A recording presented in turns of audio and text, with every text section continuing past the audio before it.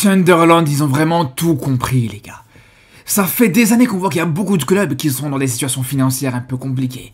Beaucoup de clubs qui ont du mal à recruter des gros joueurs, qui ont du mal même à payer les salaires de certains joueurs, les gars. Mais on le voit. On le voit, la solution, elle est devant vos yeux depuis des années, les gars. On voit qu'il suffit juste de recruter en Afrique, de recruter certains joueurs africains d'origine africaine. En Afrique, on sait qu'il y a certains joueurs, des joueurs africains qui sont très bons, qui ont de grosses qualités, qui sont excellents pour certains, mais qui valent rien du tout, qui valent vraiment des poussières, les gars, clairement. Et c'est là où je vous dis, les frères, que quand on voit aujourd'hui Sunderland, qui a franchi ce cap, qui a recruté 5 joueurs d'origine africaine sur ce mercato, les frères, c'est là où on se rend compte que vraiment, ils ont tout compris, comme je vous dis. Et ça, c'est le cas depuis des années. On sait que là, on voit qu'il y a une certaine avance, c'est en Première Ligue. En Première Ligue, ils sont en avance par rapport à ça depuis des années, les frères. On le voit avec Liverpool, on l'a vu avec Liverpool, le Liverpool de Klopp, qui avait 2 de leurs meilleurs joueurs qui étaient d'origine africaine avec Mohamed Salah et Sadio Mané, bien sûr. On le voit même actuellement avec le City de Guardiola, où il y a 2 joueurs africains dans ce 11 qui ont été recrutés en l'espace de quelques mois, entre Marmouche et Aït-Nouri. On le voit avec beaucoup de clubs intermédiaires en Première Ligue. On l'a vu avec Brighton, qui ont plusieurs joueurs d'origine africaine dans leur 11, que ce soit Adingra, Baleba, etc. On le voit aussi avec Everton, qui ont 2 de leurs meilleurs joueurs qui sont d'origine africaine, avec les 2 Sénégalais, Idrissa Gueye et Iliman Ndiaye. Donc les frères, au bout d'un moment, les gars, j'ai envie de vous dire, les frères, je comprends pas comment il y a beaucoup de clubs qui sont encore réticents là-dessus, les frères. On le voit en Ligue 1 avec beaucoup de clubs qui ont encore ce blocage à recruter en Afrique, à recruter des joueurs africains.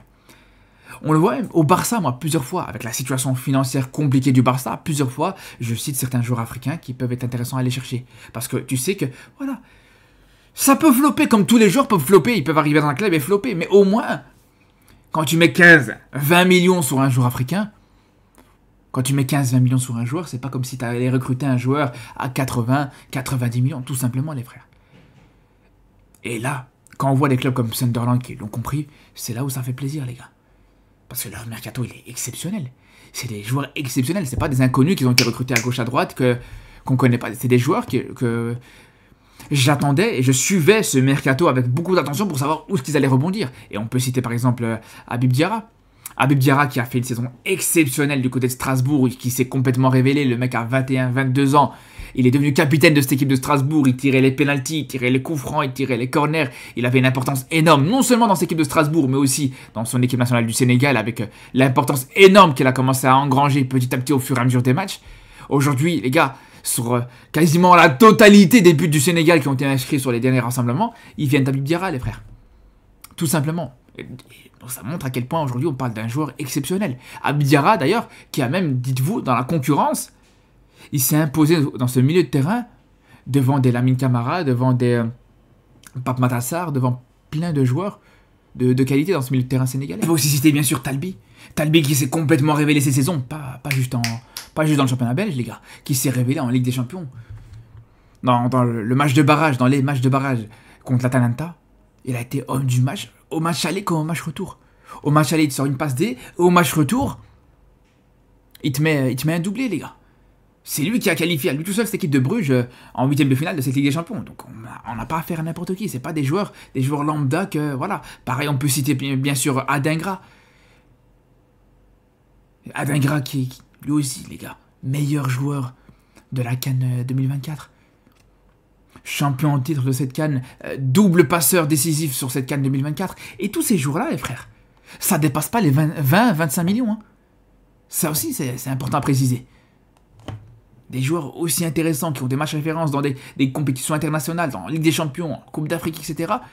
À 20-25 millions maximum. Pareil pour Renildo. Renildo gratuit. Qui vient de l'Atlético Madrid. Gratuitement, les frères. Donc les gars, je vous dis, on peut citer aussi bien sûr le petit Noah Sadiki, qui est aussi un joueur prometteur, peut-être un petit peu... Voilà, il a peut-être moins prouvé que les autres, mais voilà. Si je dis pas de bêtises, lui, il est autour de 15 ou 18 millions, si je dis pas de bêtises, les frères. Donc franchement, les frères, quand on voit ça, je comprends pas ce que certains clubs attendent pour pouvoir recruter des joueurs africains. Moi, je vous le dis, le Barça, pour moi, à partir du moment où l'échec Nico Williams a eu lieu, pour moi, le joueur qu'il fallait recruter, le joueur qu'il va aller chercher C'était Lookman, les gars. Lookman, ballon d'or africain. Lookman, on se rappelle les frères, le match exceptionnel qui te fait en finale d'Europa League. Même cette saison, encore aujourd'hui, cette saison, il te met comme 15 buts sur la saison, c'est pas rien du tout. 15 buts et 5 passes D. En jouant à l'Atalanta, c'est quand même intéressant.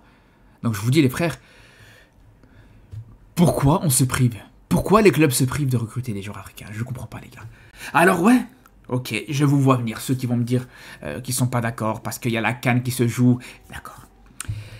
Alors déjà, il faut quand même retirer une chose. Ceux qui te disent parce que tu as la CAN qui se joue, tu vas perdre un joueur ou plusieurs joueurs même pendant un mois de la saison les gars.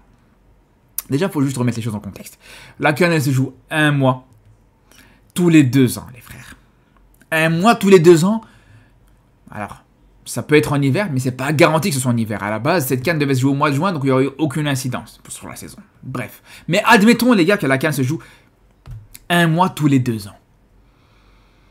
Est-ce que vous croyez sérieusement que tous les joueurs qui ont été recrutés par Sunderland, donc Sadiki, qui joue avec le Congo, Reinildo, qui joue avec le Zimbabwe, ou le Mozambique, je sais plus, je confonds, Talbi, qui joue avec le Maroc, Diarra, qui joue avec le Sénégal, et Adingra, qui joue avec la Côte d'Ivoire, ils vont tous aller en finale.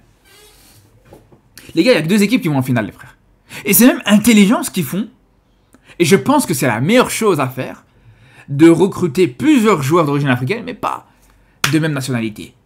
C'est vrai que là, tu as moins de risques si tu as par exemple, si tu as une équipe qui va loin et que comme par hasard, voilà, tu recrutes 3 Sénégalais et que le Sénégal va en finale, là, je peux comprendre que ça peut être problématique. Malgré ça, pour moi, je vous le dis, malgré ça, pour moi, ça reste rentable. Ça reste largement rentable. Tu fais un mercato pour tous ces joueurs-là, les 5 joueurs que je vous ai cités, tu en as maximum pour 60 millions. 60 millions pour 5 joueurs. Je sais pas si vous vous rendez compte. 60 millions pour 5 joueurs, les frères. C'est le prix aujourd'hui pour un joueur normal.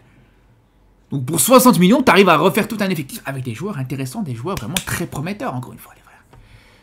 Donc si, voilà, au pire, ben, tu prends le risque de les perdre un mois tous les 2 ans, vas-y.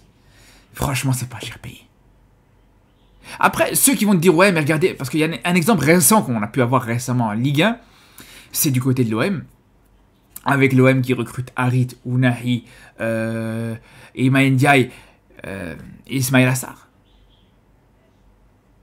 Et Aubameyang d'ailleurs. Alors pour Aubameyang, je pense qu'il n'y a rien à dire. Son passage à l'OM, encore aujourd'hui, il a laissé des traces exceptionnelles et des traces vraiment intéressantes du côté des clubs, du côté des supporters marseillais.